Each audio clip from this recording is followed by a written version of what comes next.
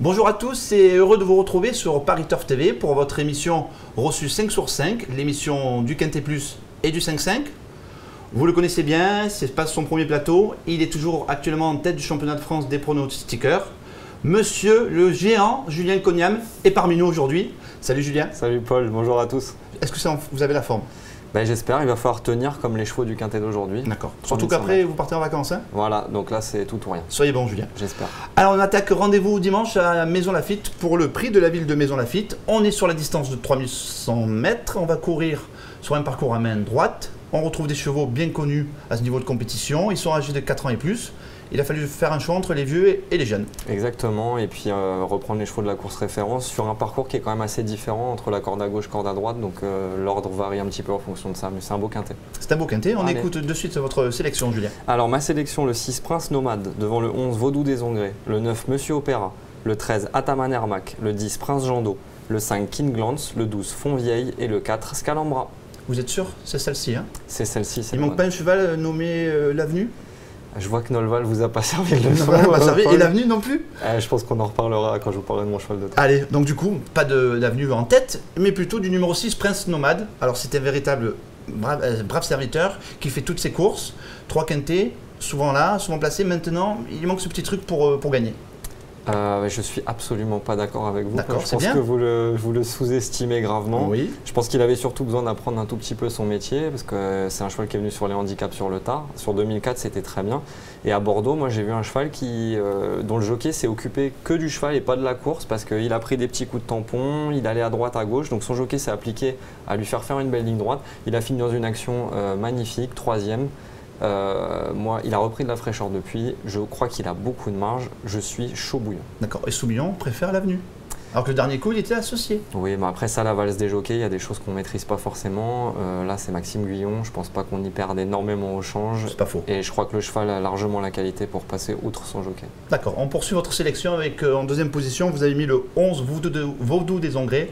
Alors lui aussi, c'est un cheval qui a un gros potentiel, un gros monteur. Il a couru 2 quintets cette année, 2 fois 5e, mais il y a de la marge. Oui, parce qu'il n'a pas couru beaucoup, hein, et à son âge, il a vraiment très peu de courses au compteur. Je crois qu'il avait des soucis de santé, mais par contre, sa musique, elle est sans tâche. C'est un cheval régulier qui est bien placé au poids. Et dans la course référence, je pense que si ça se passe un peu mieux, il aurait pu la gagner parce qu'il s'est retrouvé un peu nez au vent. Et je crois que son jockey était un peu chaud dans la ligne droite. Morgane de la Lande. Voilà, ouais. Il est venu très vite prendre l'avantage. Et je crois que c'est un peu le cheval s'est un peu asphyxié et s'est fait prendre par des finisseurs. Là, sur ce parcours-là, avec la longue ligne droite, je pense qu'on va être un petit peu plus patient. Et s'il finit comme il a fini à Bordeaux pour sa rentrée, attention, ça va faire mal. Ça va faire mal. On écoute de suite son entraîneur, vous allez voir, c'est très intéressant. Emmanuel Rébron est allé à sa rencontre. On l'écoute, c'est notre première info terrain. Oh, le cheval par lui-même, il court très bien. Bon, il n'a pas été monté au mieux de ses intérêts, hein. Ça c'est sûr. Le cheval, il a voyagé, après le nez au vent, c'est sûr qu'il n'a pas monté au mieux de ses intérêts, mais sinon le cheval, il court très bien, rien à faire. Le cheval est resté très bien, mais sur une course comme ça, il ne peut que monter. Mais je suis persuadé que je vais gagner un quintet. On a entendu la dernière phrase, il est persuadé qu'il va gagner quintet. C'est fort possible cette année, mais je ne pense pas que ce sera celui-là. Il sera devancé par Prince Nomade. Voilà. Ou l'Avenue. On poursuit votre sélection avec le numéro 9, Monsieur Opéra, qui arrive en 3e position. Alors lui aussi, l'autre jour, il a créé la sensation. Nous allons voir de suite ensemble une course de référence. C'était à Maison Lafitte, on était sur le parcours à main gauche. Vous allez voir, il est cerclé là. Ce jour-là, King Glance s'imposait. Il va mettre du temps à trouver son action, il va finir plaisamment et s'octroyer une bonne 4e place. Bah oui, puis c'est lui qui venait le plus en dehors. On sait que sur ce parcours-là, à Maison Lafitte, c'est jamais un avantage. Bon, celui-là, on ne l'avait pas vu venir ce coup-là. Sur d'anciennes valeurs, il avait le droit, mais on avait besoin d'être rassuré. Là, on a été vraiment rassuré sur ce coup-là. Il finit vraiment très bien. Moi, je trouve que la manière est très intéressante. C'est pour ça que je l'ai mis haut, alors que je ne l'avais pas la dernière fois. C'est quelque chose que j'aime pas faire en général. Mais là, en plus, c'est un cheval de bon terrain. Vu ses échecs antérieurs, il se retrouve à une valeur qui est quand même très intéressante. Je crois qu'on est obligé de lui faire confiance. Et en plus, il rencontre des chevaux qu'il a affrontés, qu'il a devancés. Oui, voilà. Donc, franchement, il n'a pas grand-chose contre lui. D'accord. Belle possibilité pour être... Moi, je ne le vois pas forcément gagner, mais entre 2 et 5, honnêtement, il n'y a pas de souci. Il y a de la marge. Voilà. Ok. En 4e position, nous avons le 13 Ataman Ermac. Je prends mon temps. C'était un fils de Galiléo. Alors lui, c'était un nouveau venu dans cette catégorie.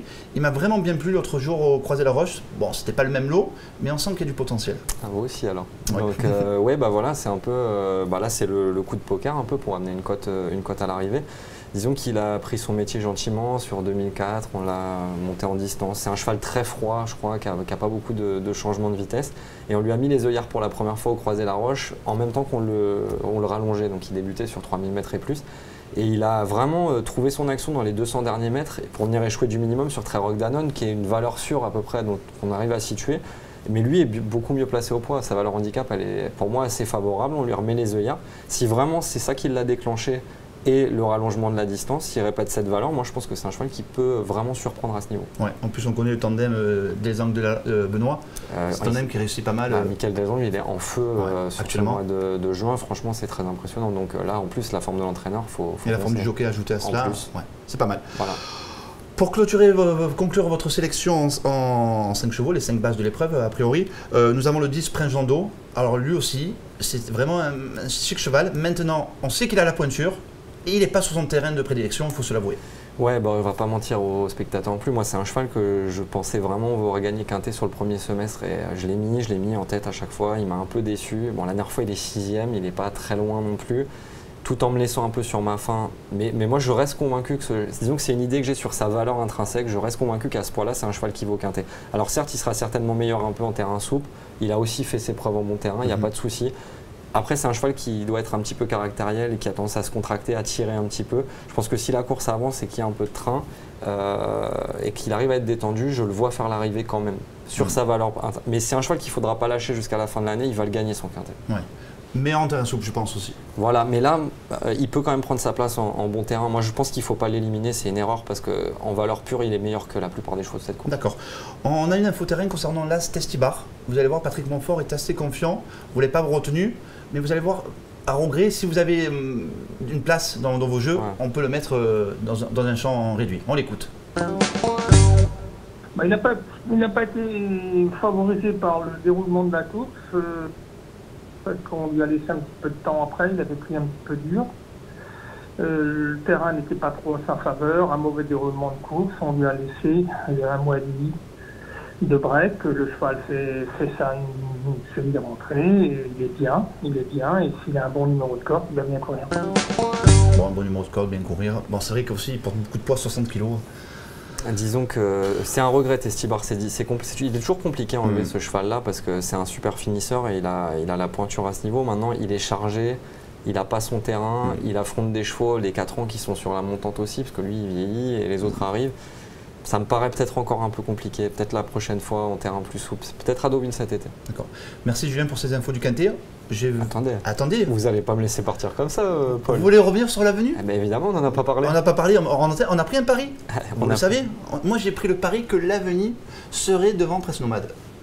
Mais Julien pense le contraire. Mais oui, je pense que vous avez tort et que vous allez le payer chèrement. Vous savez qui c'est Christophe Soumillon? Oui. C'est quand même la cravache d'or en titre. Ah oui, je suis d'accord. Et vous savez que Christophe Soumillon, on va en parler parce que c'est votre pépite, va monter votre pépite, Amina. Et avec Amina, il va gagner. Mais il n'a que 2 seules cartouches et après il court aux États-Unis. Donc Soumillon, il va faire 2 gagnants dimanche. Mais comme vous le savez, c'est pas les jockeys qui courent. Oui. Et c'est motivé par des raisons. Est-ce que vous voyez une chance à Proud Mary dans cette course? Proud Mary dans cette course, oui. C'est pas faux, mais alors pour moi, ça n'a pas trop de marge. C'est plus une jument qui a couru dans les réclamés. Mais vous allez me ressortir à la fameuse course où les deuxièmes, battu d'un nez ou d'un collure par l'avenue, c'est ça? Par l'avenue. Et ça, il a fallu appeler le SAMU pour pas être battu par Proud Mary. Et ensuite, et la course suivante, montée par un Christiane Desmureaux comme d'habitude, très inspiré. Elle a mis tout le peloton au pas. Elle a gagné certes plaisamment, mais elle a été durement pénalisée sur un parcours qui l'avantageait à mon avis énormément. Et la fois d'après? Il y a 6 kilos. Non, c'était la dernière course. Oui, non, la dernière course, non. L'avenue a regagné depuis, de longueur et demie. Sur la Maison Lafitte, voilà. C'est avec Desmureaux. Avec Desmureaux, oui, voilà, exactement. Et c'est intéressant d'en parler parce que je pense qu'elle va être très jouée, c'est un risque, mais moi je pense qu'elle a été durement pénalisée pour une deuxième épreuve, ou alors un jour où elle avait tous les atouts dans son jeu. Ça s'est bien passé sur un parcours qui l'avantageait. Là, pour moi, elle va aller devant, certainement. Oui. Il va essayer de mettre tout le monde au pas, certainement. Je pense que quand Prince Nomade va la passer assez tôt dans la ligne droite, elle va mettre les freins et elle fera pas l'arrivée. Bon. Donc je me mouille, c'est les vacances bientôt, je le dis. Attention, on va vous retrouver. Hein. Voilà, en Normandie, vous allez le voir, on le reconnaît. Hein. Vous demandez Julien Cognac, mais il est connu comme le loup blanc. Voilà. Bon, si Soumillon ne gagne pas avec l'avenue, il va gagner avec sa pépite du jour. Elle se nomme Amina. Ouais, qui est une très bonne pouliche, qui a été 6e de la poule d'essai, vraiment en courant très bien. Elle était 2e du prix Imprudence sur le même parcours derrière Hervédia. Hervédia qui depuis, c'est la meilleure pouliche de 3 ans. Hein. Clairement, européenne. Voilà, sur le mile. On est d'accord? On est tout à fait d'accord. Ça me fait plaisir. Voilà. Et donc là, Amina trouve un engagement, je pense, très très favorable sur ce parcours avec Christophe Soumillon. Moi, je pense que ça devrait gagner. C'est un péno à 3 contre 1. Je pense. Jouer que gagnant. Hein, voilà. Donc vous l'écoutez pour le géant, vous l'écoutez aussi pour le quintet, mais vous rajoutez le de l'avenue et vous mettez tout ce qui vous reste sur Amina. Et normalement, on va passer un bon dimanche. Voilà. Hein, et de bonnes vacances, Julien, bien sûr, pour merci. vous. Hein, on se retrouve très vite. Voilà, merci à tous, bon jeu, et on se retrouve pour une prochaine émission sur Pariteur TV. Au revoir.